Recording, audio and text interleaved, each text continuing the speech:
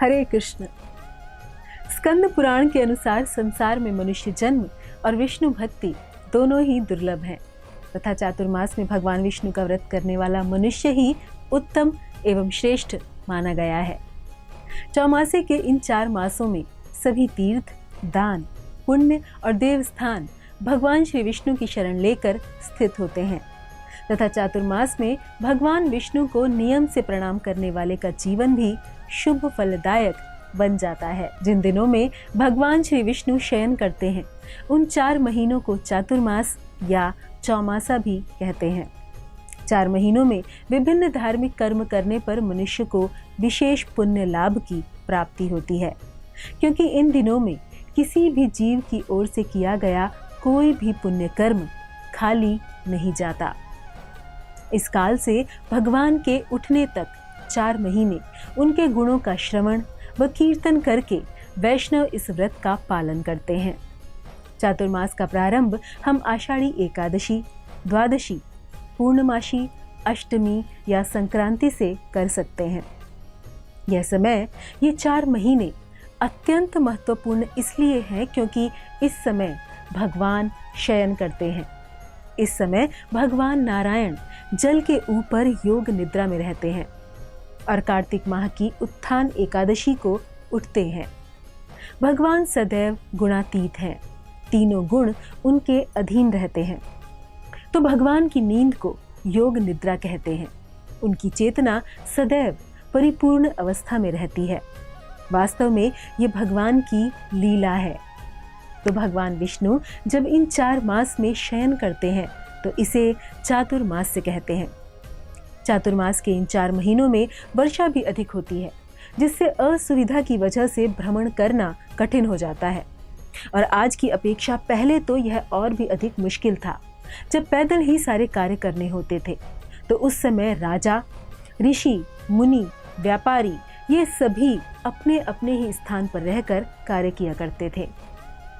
ब्राह्मण जो कि दूर देश जाकर प्रचार करते हैं, वे भी एक ही स्थान पर रहकर तपस्या करते थे। इस संदर्भ में नारद मुनि की एक कथा है।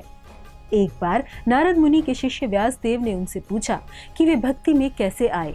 तो नारद मुनि ने अपने पूर्व जन्म का विवरण देते हुए बताया कि पूर्व जन्म में मैं अपनी माताजी के साथ एक ब्राह्मण के गुरुकुल में निवास करता था।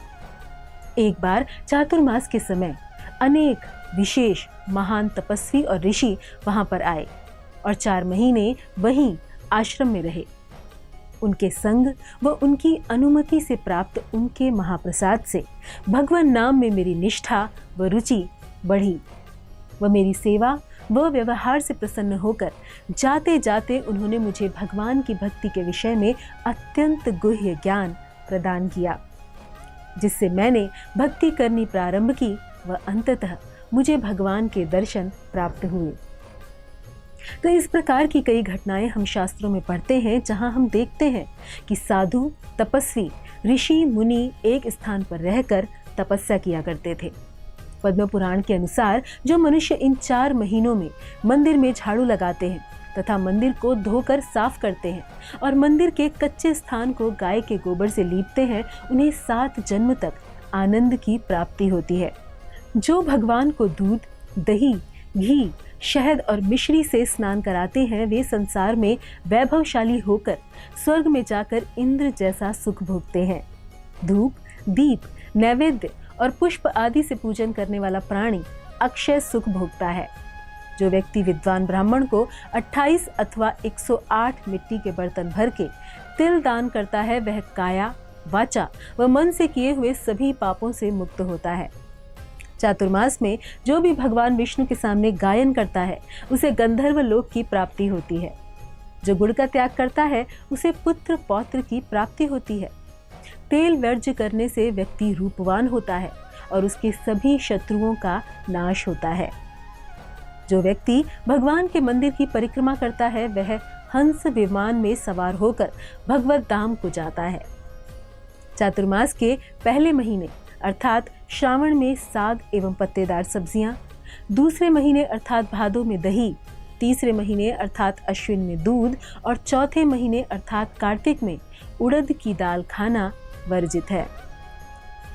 इस समय किसी की भी निंदा या चुगली न करें तथा न ही किसी से धोखे से उसका कुछ हथियाना चाहिए।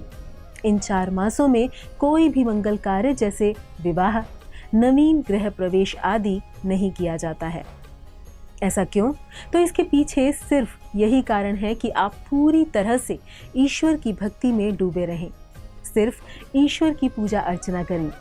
वैज्ञानिक दृष्टि से देखा जाए तो बदलते मौसम यानी वर्षा ऋतु का मध्य और शरद ऋतु का आरंभ होने से जलवायु परिवर्तन तथा ऋतु संक्रमण की स्थिति के कारण भोजन व जल में हानिकारक बैक्टीरिया की वृद्धि हो जाती है, जिससे शरीर में रोगों का मुकाबला करने की क्षमता यानी रोग प्रतिरोधक शक्ति बेहद कम हो जाती है। तब आध्यात्मिक शक्ति प्राप्त करने के लिए व्रत करना, उपवास रखना और ईश्वर की आराधना करना अत्यंत लाभदायक माना जाता है। तो इन तो चातुर्मास के अनेक नियम हैं, परंतु जितना हो सके उतना उनका पालन अवश्य करना चाहिए और इन सब का लक्ष्य भगवान श्री कृष्ण की प्रेममय भक्ति प्राप्त करना होना चाहिए, जिस प्रकार नारद मुनि को भगवत भक्ति प्राप्त हुई। श्रीमद् भगवत गीता में भगवान ने विभिन्न प्रकार के यज्ञों का उल्लेख किया है, जिनसे विभिन्न भोग व ऐश्वर्यों की प्राप्ति होती है और जिनमें सबसे प्रमुख व महत्वपूर्ण यज्ञ है श्री हरि कीर्तनम। तो पहला संकल्प ये लें कि भगवान के नाम, गुण व लीलाओं का श्रवण करें, जिसका आनंद लेने के लिए देवता भी स्वर्गलोक से पृथ्वी पर आते हैं और भगवत कथा का आस्वादन लेकर अपने आप को धन्य करते हैं। दूसरा, श्री रूप गोस्वामी भक्ति रसामृत सिंधु में हरि भक्ति सुधोदय से प्रमाण देते हुए भगवान विष्णु के मंदिर की परिक्रमा या प्रदक्षिणा का महात्म्य बताते हैं। विष्णु प्रदक्षिणी कुर्वन् तत्र आवर्तते पुनः ततएव आवर्तनम तस्य पुनः न वर्तते भवेत्। अर्थात भगवान विष्णु के मंदिर की परिक्रमा करने से व्यक्ति इस भवसागर में पुनः नहीं लौटता। अतः जब भी मंदिर जाएं, कम से कम 4 परिक्रमा अवश्य करें। व तीसरा संकल्प कि अधिक से अधिक शास्त्रों का अध्ययन करें। तो मूल बात यह है कि इस समय हमारा भोजन और आहार सरल होना चाहिए, इंद्रिय तृप्ति कम करनी है, प्रजल्प नहीं करना चाहिए, अनावश्यक भ्रमण भी नहीं करना चाहिए। तो हमें हमारा जीवन सरल बनाना चाहिए, विशेषतया इन 4 महीनों में। और यह सब करते हुए यदि हम भक्ति पर विशेष बल दें तो हमारा चातुर्मास अवश्य ही सफल हो जाएगा। धन्यवाद। हरे कृष्ण।